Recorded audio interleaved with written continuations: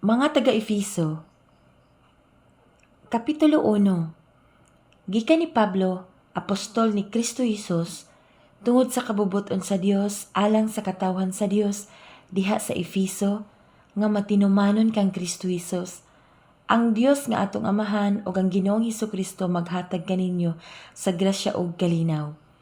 Magpasalamat kita sa Dios ug ang Amahan sa atong Ginoong Hesukristo, nga nagpanalangin kanato sa tanang espirituhanong gasa sa langit diha sa atong pagkahiusa kang Kristo. Sa wala pa buhata ang kalibutan, gipili na kita sa Dios diha kang Kristo aron nga mahimo kitang balaan ug walay sala sa iyahang atubangan. Tungod sa gugma daan ng gitakda sa Dios nga himuon kitang iyang mga anak pinaagi kang Hesukristo. Mao kini ang iyahang kagustuhan. Daygon nato ang Dios tungod sa iyahang mahimayaong grasya, sa iyang gasa nga gihatag kanato pinaagi sa iyang hinigugmang anak. Kay gilukat kita pinaagi sa dugo ni Kristo, sa ato pa napasaylo na ang atong mga sala.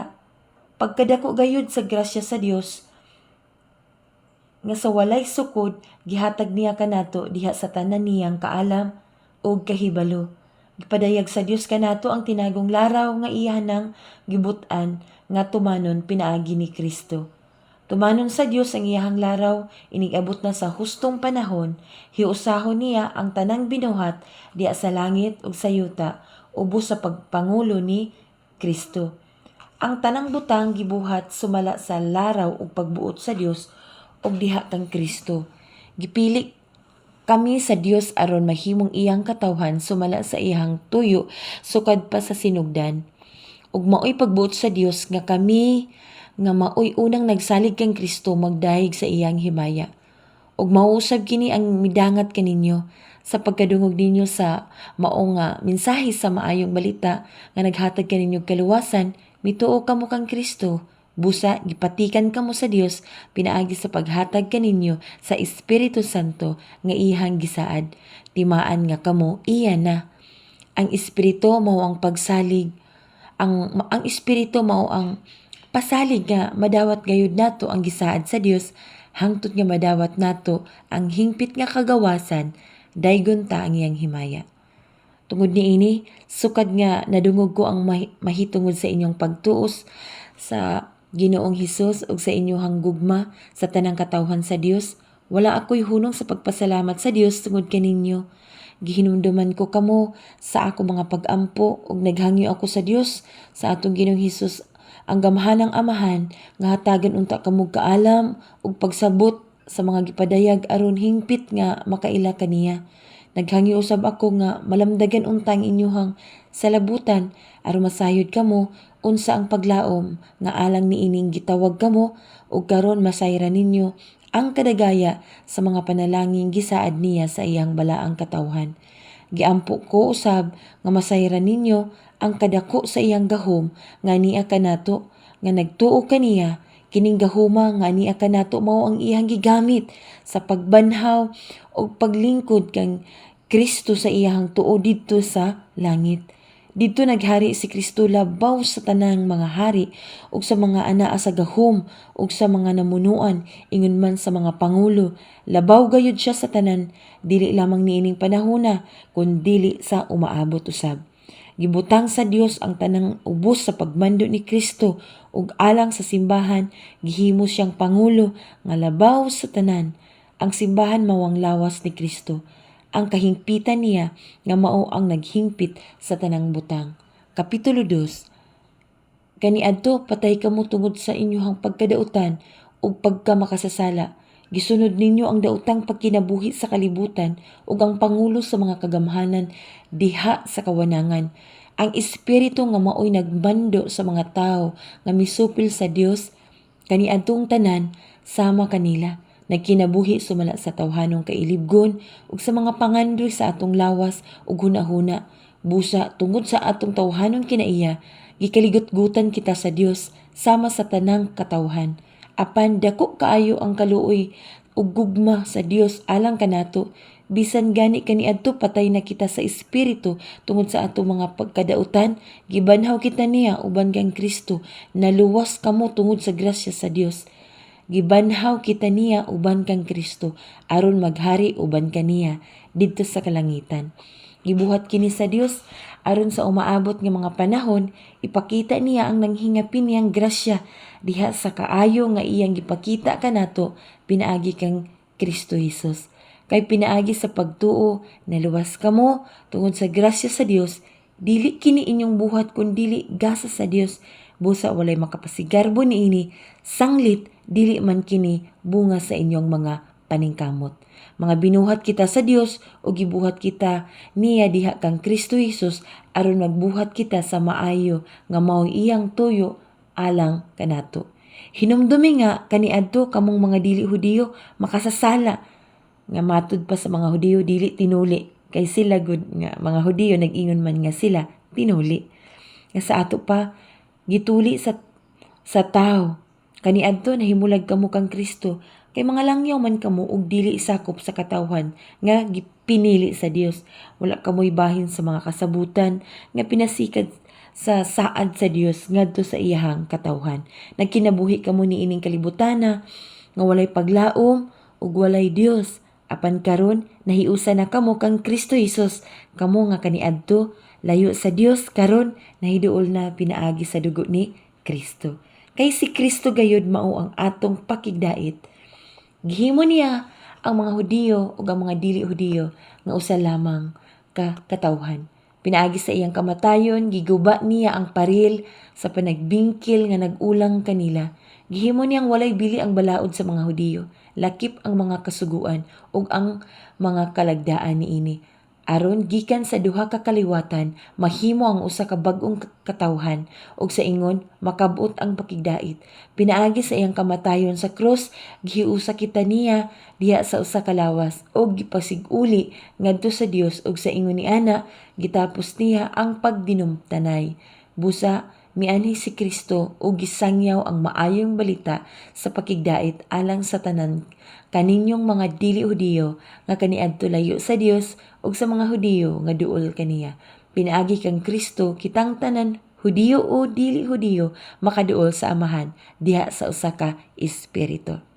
Busa kabong mga dili Hudiyo, dili na mga langyaw o mga dumuduong kon dili mga kauban na sa katawan sa Dios ug mga sakop na sa iyang banay.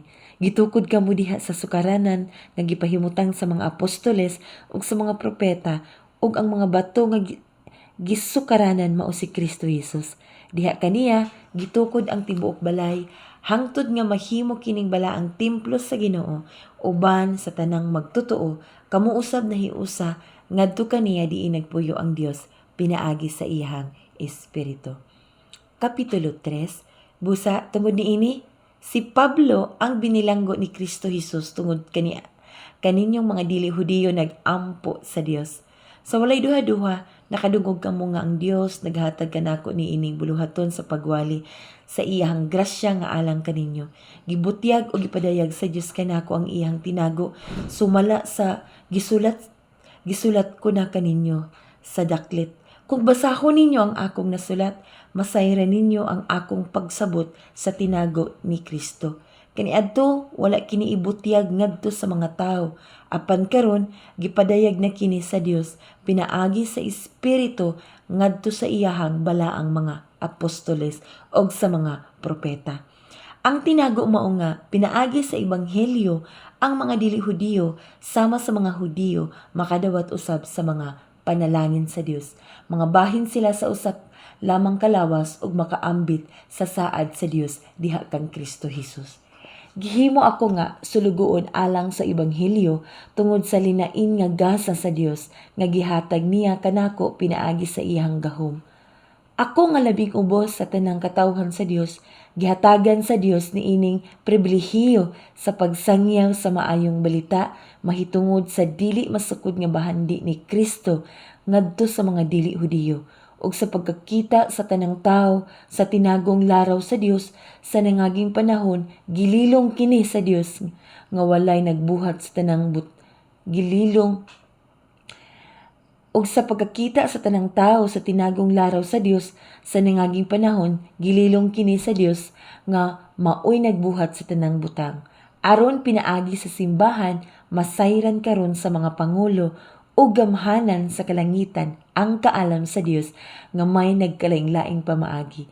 Gihimo kini sa Dios subay sa iyang katuyuan sa tanang panahon nga gituman niya pinaagi kang Kristo Jesus nga atong Ginoo. Diha kaniya makabaton kitag kaisog ug makaatubang na kita sa Dios pinaagi sa atong pagtuo kaniya. Busa hangyoon ko kamo ayaw wad-a ang inyong paglaom gumikan sa akong mga pag-antos tungod kaninyo kay kining tanan alang man sa inyong kaayuhan. Busa tungod niini nagampo ako sa Amahan nga maoy naghatag sa matuod nga ngalan sa tanang kabanayan sa langit ug sa yuta. Naghangyo ako sa Dios nga tungod sa kadagaya sa inyong himaya, sa iyang himaya lig-unon niya ang inyong espirituhanong kinabuhi pinaagi sa iyang espiritu. Magpuyon ta si Kristo sa inyong kasing-kasing pinaagi sa inyong pagtuo aron mogamot ug malig-on ang inyong gugma ug uban sa tanang katawhan sa Dios makabaton kamo gahom sa pagsabot sa kalapad ug sa kataas sa kahabog ug sa kalawom sa gugma ni Kristo. Hinaot pa unta nga masayod kamo sa dili matugkad nga gugma ni Kristo ug sa ingon ni ana makinabuhi ninyo ang kinaiya sa Dios. Daygon ta ang Dios kansang gahom ania kanato ug maoy makahatag ug labaw pa kay sa atong pangayoon uhon-ahonaon. Daygon ta siya diha sa simbahan ug diha kang Kristo Jesus ngadto sa tanang kaliwatan hangtod sa kahangturan. Amen. Kapitulo 4. Busa, ako nga binilanggo tungod kay nag-alagad sa Ginoo, mag-awhag kaninyo sa pagkinabuhi nga takos gayud ingon nga mga tinawag sa Dios. Pag mapaubsanon kamo, pag maaghop ug pag mapailubon kanunay, ipakita ang inyong gugma sa usag-usa, pinaagi sa pagtinabangay, paningkamuti, aron matunhay ang inyuhang panaghiusa nga hinatag sa espiritu diha sa panagdait nga nagbugkos kaninyo. May usa lamang kalawas ug usa ka espiritu, ingon may usa lamang kagapaglaom ug alang niini gitawag kamo sa Dios. May usa lamang ka Ginoo, usa ka pagtuo ug usa ka bunyag. May usa lamang ka Dios ug Amahan sa tanang mga tawo.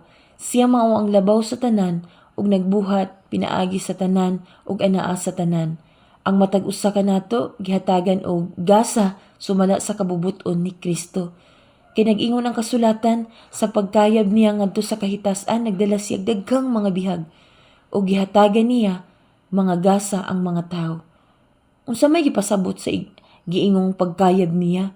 Nagpasabot kini nga mikunsad una siya ngadto sa kahiladman sa yuta. Busa siya nga mikunsad maura usab ang nikayab. Saylo pa sa kalangitan aron lukpon niya ang tibuok kabuhatan sa iyang presensya. Ang mga gasa niya mao nga ang uban iyang gihimong mga apostoles, ang uban mga propeta, ang uban mga tigsangya sa maayong balita, ang uban mga pastor ug ang mga magtutudlo.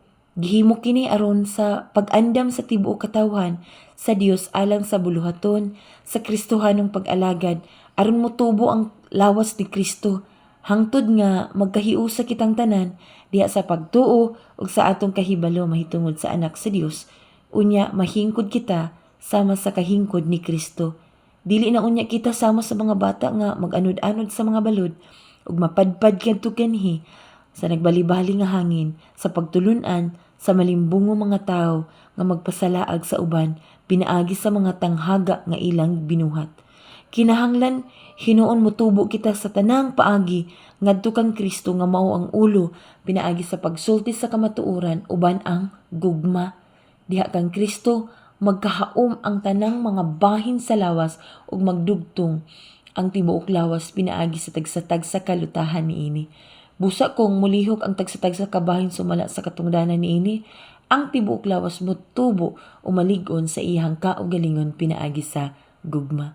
Busa sa ngalan sa Ginoo awhagon ko kamo nga dili magkinabuhi sama sa mga dili magtotoo kan sa mga huna-huna wala hinungdan ug kansang kaisipan anaa sa kingitngit.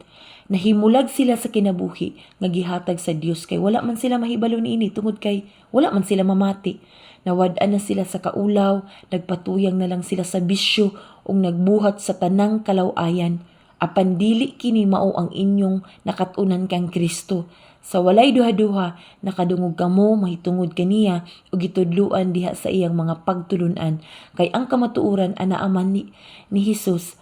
Busa, hukasan ninyo ang daang pagkatao nga mao'y hinungdan sa inyong daotang kinabuhi kaniadto. Ang maong kinabuhi nag-anam kangil-an tungod sa malimbungon mga kailibgo niini. Kinahanglan baghuon gayud ninyo ang inyong mga kasing-kasing ug hunahuna. Isulob ninyo ang bag-ong pagkatao nga gibuhat sa Dios sama sa iyang dagway nga makita diha sa matuod nga kinabuhing matarong ug balaan. Busa, ayaw na kamo pamakak, isulob ninyo ang tinuod ngadto sa inyong isig katawo, kay kitang tanan bahin man sa lawas ni Kristo. Kung masuko kamo, bantay nga dili makasala ug ayaw palongtara ang inyong kasuko sa tibuok adlaw. Ayaw hatagi higayon ang yawa. Ang kawatan kinahanglan dili na mangawat, kun dili magtrabaho na, manginabuhi sa matarong nga paagi, aron makatabang usab sa mga kabos. Ayaw kamo paggamit sa daotang mga pulong, kun dili ang makatabang lamang ug makaayo sa mamati kaninyo. Ug ayaw ninyo pasubang ang Espiritu Santo sa Dios, kay ang Espiritu mao ang patik sa Dios diha kaninyo alang unya sa adlaw nga luwason kamo sa Dios. Bihain ninyo ang tanang kayugot, kapungot ug kasuko. Ayaw na kamo pagsiningkahay ug pag-inonsultuhay. Hikalimti ang bisan unsang kaligotgot. Pagkalun anay, hinuon kamo ug pagbaton sa malumong kasing-kasing alang sa usag-usa ug pagpinasaluay kamo ingon nga gipasaylo kamo sa Dios diha kang Kristo Hesus. Kapitulo 5. Sanglit kamo minahalman nga mga anak sa Dios, paningkamot gayud kamo nga may sama kaniya. Pag kinabuhi kamo diha sa gugma, sa mga gihigugma kita ni Kristo o gitugyan ang iyang kinabuhi alang kanato, sama sa mahumot nga halad sinunog nga makapahimuot sa Dios. Sanglit kamo katawhan man sa Dios, dili maayong igdungog nga adunay sa lawayong pakighilawas o kahugawan o kahakog diha kaninyo. Ayaw kamo paggamit sa mga pulo nga malaway binuang, mahugang tiaw, ay angay hinuon kamo magpasalamat sa Dios. Timan ikini, walay tao nga sa lawayon, laway o hakog, kay ang kahakog maoy usa ka paagi sa pagsimba sa Dios nga makaambit sa gingharian ni Kristo ug sa Dios. Kay ang kahakog maoy usa ka paagi sa pagsimba sa Dios nga makaambit sa gingharian ni Kristo ug sa Dios. Ayaw ka mo patuntok ang bisan kinsa pinagi sa mga pulo nga binuang, kay tungod niini mahiagom sa kapungot sa Dios ang musupil kaniya. Busa likay gayud ninyo kini mga tawhana, kaniadto dulo ang inyong kinabuhi, apan karon may kahayag na sukad nga kamo nahimong katawhan sa Dios. Busa kinahanglan nga magkinabuhi kamo ingon nga mga tawo nga iya sa kahayag, kay ang bunga sa kahayag mao ang kaayo, katarong ug kamatuoran. Paningkamuti nga makatunan ninyo ang makapahimuot sa Ginoo. Ayaw kamo pag-apil-apil sa mga daotang buhat nga iya sa kangit-ngit. Hinuon ibutyag kini, kay makauulaw bisan gani ang paghisgot sa mga butang nga gibuhat nila sa tago. O kung ipadayag na ngadto sa kahayag ang tanang mga butang, makita ang matuod nga kinaiya niini. Kay ang tanan madayag mahimong kahayag, busa ingon, pagmata na, hingatulgon, bangon gikan sa mga patay, og hatagan ka ni Kristo og kahayag. Busa pagmatngon kamo pag-ayo sa inyong pagkinabuhi, ayaw kamo pagkinabuhi sama sa mga walay alamag, kundi sama sa mga maalamon. Ayaw ha paggamit ang inyong panahon kay dautan kining mga adlaw. Busa ayaw kamo pagkabuang, paningkamuti hinuon nga masabtan ninyo ang kabubuton sa Ginoo. Ayaw kamo paghubog-hubog kay makadaot lamang kini kaninyo. Tinguha hinuon ninyo nga mapuno kamo sa espiritu, ug sa inyong pagsinultihay gamitan ninyo ang mga salmo, mga himno ug mga balaang awit. Awiti ug daygan ninyo ang Ginoo sa kinasing-kasing gayud. Sa ngalan sa atong Ginoong Hesukristo, pasalamatin ninyo kanunay ang Dios Kaamahan tungod sa tanang butang. Tungod kang Kristo, pag tinabangay kamo mga asawa, tahura ug sundan ninyo ang inyong mga bana sa mga nagtahod ug nagsunod kamo sa Ginoo. Kay ang bana mao ang ulo sa inyong asawa. Kaya ang bana mao ang ulo sa iyang asawa, ingon nga si Kristo may ulo sa simbahan, ug si Kristo mismo mao ang manluluwa sa simbahan nga mao ang iyahang lawas. Busa kinahanglan nga motahod ug mo sunod ang mga asawa sa ilang bana, ingon nga simbahan nagtahod ug nagsunod kang Kristo. Mga bana, higugma ang inyong asawa, ingon nga gihigugma ni Kristo ang simbahan, ug gitugyan ang iyahang kinabuhi alang niini. Gihimo niya kini aron sa paghalad sa simbahan ngadto sa Dios. Human niya kini hugasi sa tubig uban sa pulong. Sa ingon niini ikatugyan niya ang simbahan alang kaniya mismo diha sa bug-os niyang kaanyag, putli ug walay kasaway. Walay buling o kunot o bisan unsang apan. Kinahanglan nga ang mga bana mahigugmaon sa iyang asawa. Ingon nga nahigugma sila sa ilang kaugalingong lawas. Ang bana nga nahigugma sa iyang asawa, nahigugma sa iyang kaugalingon. Walay tao nga nasilag sa kaugalingon niyang lawas, pakanon hinuon niya kini og panggaon sama sa gibuhat ni Kristo sa simbahan, kay mga bahin man kita sa iyahang lawas, sumala sa giingon sa kasulatan. Tungod niini, ang mga lalaki mobiya sa iyang amahan ug inahan ug motipon sa iyang asawa, ug silang duha mahimong usa. May dakong kahulugan kining bahina sa kasulatan ug sa akong hunahuna nagpasabot kini kang Kristo ug sa simbahan. Apan alang usab kining kaninyo, kinahanglan ang bana mahigugma sa iyang asawa sama sa iyang kaugalingon, ug ang asawa mahigugma usab kinahanglan magtahod sa iyahang bana. Kapitulo 6. Mga anak sanglit, mga Kristohanon man kamo, sundan ninyo ang inyong mga ginikanan kay mao kini ang husto. Ang unang sugo nga dunay saad mao kini. Tahura ang inyong amahan ug inahan, ug kini ang saad aron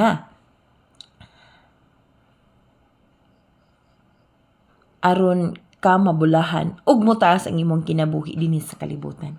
Mga ginikanan, ayo pasok ang inyong mga anak. Hinuon amumaha sila sa Kristohanong disiplina ug maayong pagtulunan.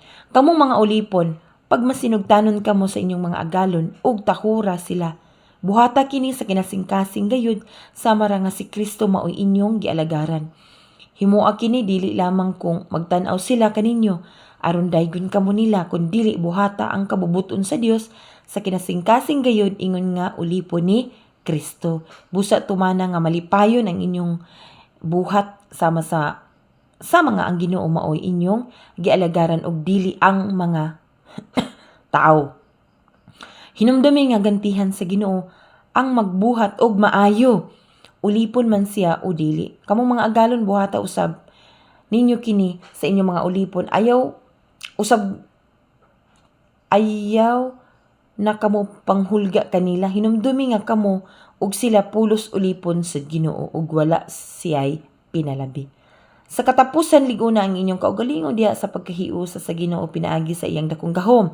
Isulob ninyo ang tanang kahimanan sa gubat nga gihatag sa Dios kaninyo aron makasukol kamo batok sa mga pagpanglimbong sa yawa.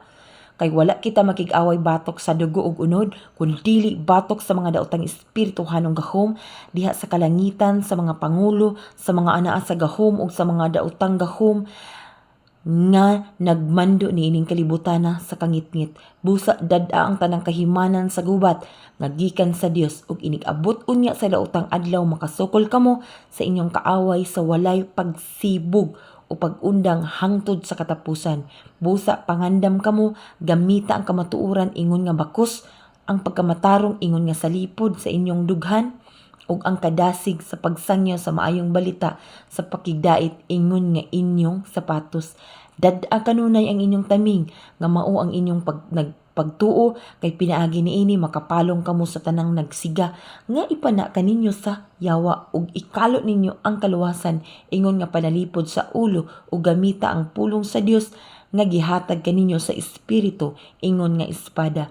Buhata kining tanan diha sa pagampo ug pangayo kamo kanunay pinaagi sa espiritu. Tungod niini pagbantay kamo ug lahutay gayud, pagampo kanunay alang sa tibok balaang katawhan sa Dios ug alang usab kanako aron ang Dios maghatag kanako og mensahe sa akong pagwali ug aron sa walay ko kahadlok makasulti ako sa tinago sa maayong balita. Tungod niini nahimo akong pinadala bisan ania ako karon sa binilanggo. Busa pagampo kamo nga maisugon ako sa pagwali niini kay kinahanglan gayud kini. Si Tikyo, minahal nga igsuon ug buutang sulugoon sa buluhaton sa Ginoo, maoy magbalita kaninyo sa tanan gayud. Mahitungod kanako aron masayod kamo sa akong kahimtang. Gipadala ko siya nganha kaninyo aron balitaan kamo mahitungod kanamong tanan diri ug sa ingon madasig kamo. Ang Dios nga Amahan ug ang Ginoong Hesukristo maghatag og kalinaw sa kalinaw ug gugma sa uban sa pagtuo ngadto sa tanang kaigsuonan. Ang grasya sa Dios maanaa sa tanan nga nahigugma sa atong Ginoong Hesukristo sa gugma nga walay paglubad.